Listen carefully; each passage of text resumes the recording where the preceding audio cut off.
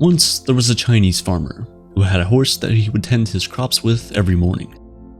One day, out of the blue, the horse ran off. All the villagers approached the farmer and offered their sympathies. "My, what bad luck you've had," they echoed. Maybe not. We'll see tomorrow," replied the farmer. The next day, the horse returned, and it brought with it 7 wild horses. "You're so fortunate," the villagers exclaimed. Maybe not. We'll see tomorrow," replied the farmer. The next day, the farmer's son tried to ride one of these wild horses. He was bucked off and broke his leg. "Oh, that's too bad," the villagers cried. Maybe not. We'll see tomorrow," replied the farmer. The next day, government officials traveled to the village and drafted young men for a gruesome war that was going on.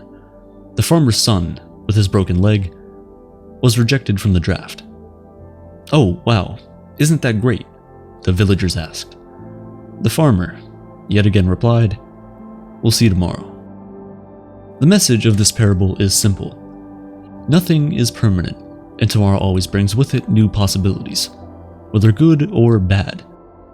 But first, what exactly is tomorrow? For some, it is quite literally the day after today. For others, it invokes the idea of a near-distant future where everything is possible. We hear this in many forms. The sun will come out tomorrow. It'll get better tomorrow. Tomorrow is a new day. For many, tomorrow is a symbol of hope. The hope that we'll have the opportunity to do it all again, that our circumstances can improve, that we can be better. In the 1990s, American psychologist Charles Snyder developed the hope theory. In this, he defined hope as the capability to derive pathways to desired goals and motivate oneself via agency thinking to use those pathways. But he also defined hope as rainbows in the mind. Because hope is just that.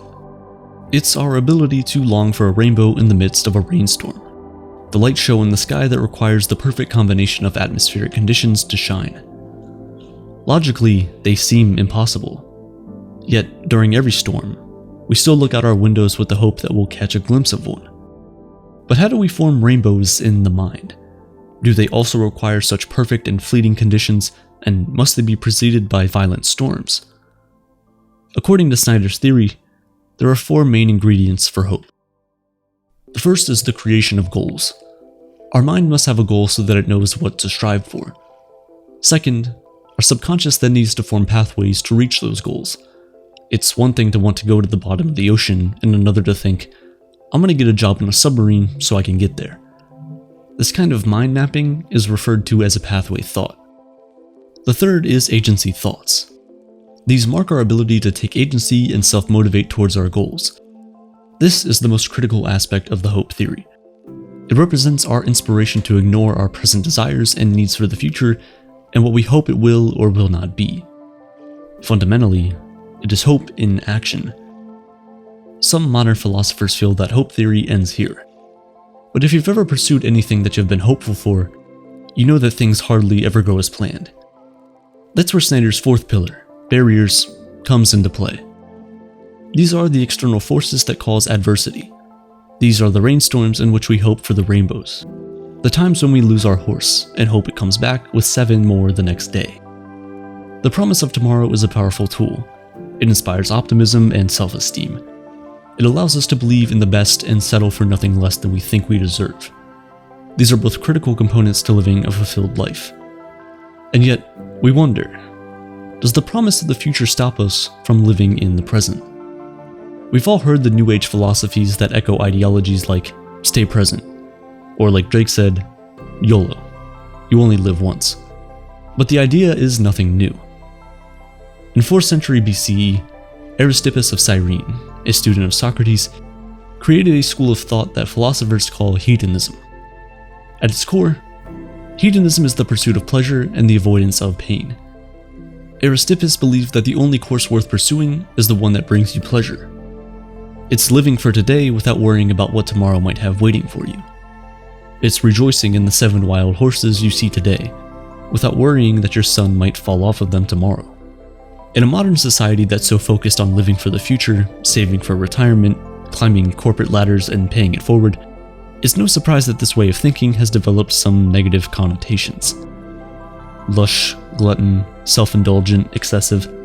These are all modern synonyms to a school of thought that is simply focused on living happily. And isn't that all we want? To live happily ever after? Yet, hedonism is feared, because with so much pleasure and indulgence today, what can be left for tomorrow? What can be saved for a rainy day? But the sad reality is, what if you never make it to tomorrow? In the words of Buddha, the trouble is you think you have time. The promise of the future is great sometimes, but other times, it's a haunting sentiment that prevents us from doing everything we want or should be doing, in the hope that there's still some time for us to do it in the future. And this is perfectly captured in the phrase, "Someday I will." Someday I'll sail around the world. Someday I'll write a book. Someday I'll learn to speak another language. But what if today is all we have? The Latin expression carpe diem inspires people to seize the day and give little thought to tomorrow, to make the most of it, to take advantage of it.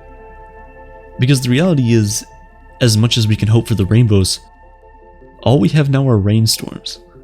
So why don't we make the most of that while it's here? Today really is the only day we'll ever have. Tomorrow might never come, and if it does, by the time it gets to us, it'll just be another today. It's an interesting premise to wrap your mind around, and it reiterates the idea that really, all we have is this present moment. Life can only be understood backwards, but it must be lived forwards. Which is to say that we don't know what lies in the promise of tomorrow, and we can't quite make sense of today's events until we've lived through them. Our life is fortunately made richer by things we experience, both the good and the bad, and as we know, our curses today could be our blessings the next. Maybe not. We'll see tomorrow. However, as much as today is all we have, the promise of the future is still important, especially for human life. Because in the end, tomorrow might come, and we would be thankful we prepared for it. This is why we apply for our dream jobs and open savings accounts. We wash the dishes and do our laundry. We plant seeds and water the garden. Because as much as the future isn't promised, believing that it is essential for a healthy life. There's an Igbo adage that translates to, "Tomorrow is pregnant," which is to say, we don't know what it'll give birth to. And that's just it. Tomorrow can promise great opportunities, but we don't know if it lied. And even if it didn't, we don't know if it'll deliver on these promises. In Stoicism, it's preached that people should prepare for the worst and hope for the best. And oftentimes, this is exactly what we find ourselves doing. We hope that no one will attempt to open our door in the middle of the night, but we lock it anyway. As we should. We have smoke detectors and emergency evacuation routes, because while we don't ever want to be in those situations, we can't count on it. Disasters happen, so we prepare. Because we have to.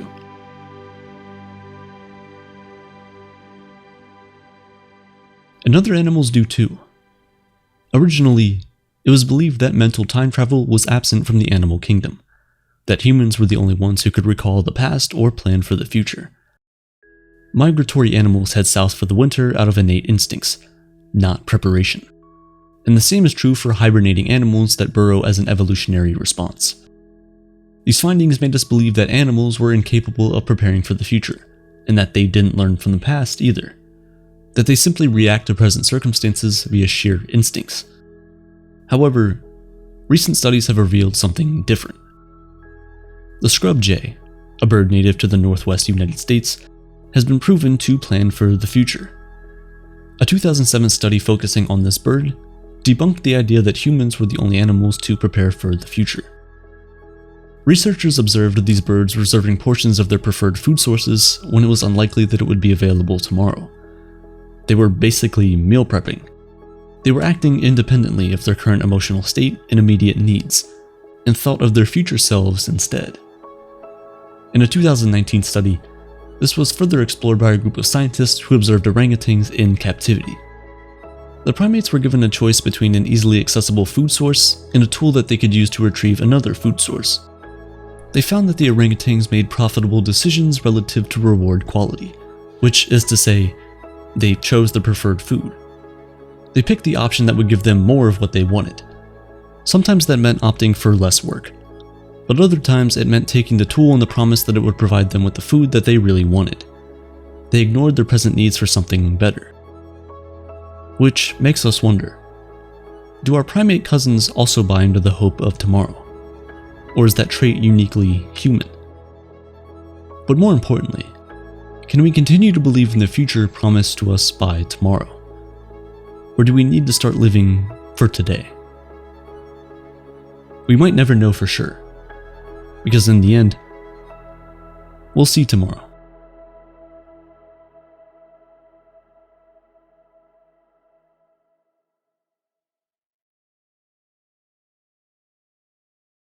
Today's video was sponsored by Brilliant, one of the best places online to learn anything and everything STEM related. For most of us, tomorrow will come, and one way to ensure that it brings with it good tidings is to prepare for it. The best way to do that in our digital world is to learn STEM related courses whenever you have the chance. This is why you need Brilliant. Brilliant is an interactive platform that makes it easy to learn about scientific and technological concepts by working through them in visual, hands-on ways. Because you can see these concepts applied to everyday life, it's much easier to understand them. Tomorrow does not arrive at the same time for all of us, which is why I love the fact that with Brilliant, you get the opportunity to learn at your own pace and also learn on the go. I recently started their everyday math course, and I've learned a lot about fractions in such a short amount of time. Now I'm able to look at the real world and understand how fractions work because of the practical examples in the course. Brilliant also offers other courses like Computer Science Fundamentals and Scientific Thinking, which along with their ever-expanding catalog, will give you the best chance at having a great tomorrow in the STEM field. If you're interested in learning more, I highly recommend you check them out. It's free to start, but the first 1,000 people to visit brilliant.org/aperture will get 20% off a premium subscription, which unlocks every single course Brilliant has to offer. There's a lot of value there, and I actually use them to help create videos all the time. You'll not only be furthering yourself and your knowledge, but you'll be supporting Aperture at the same time.